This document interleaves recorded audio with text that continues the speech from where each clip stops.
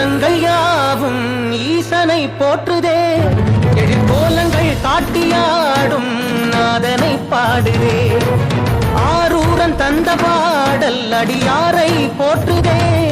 அதில் காணும் நாயன்மாரின் பக்தியை பாடுதே. நம்மந்த தேவாரம் கேட்டு சாம்பல் பெண்ணானதே. அப்பர்தம் தாண்டகம் கேட்டு நாகம் உயிர் தந்ததே. அடநாடென்ன காடென்ன குலமென்ன பிரிவென்ன எல்லோரும் அடியார்களே. திங்கள் சூடிய நாதனே கங்கை நாடிய வேதனே மங்கை கூடிய பாகனே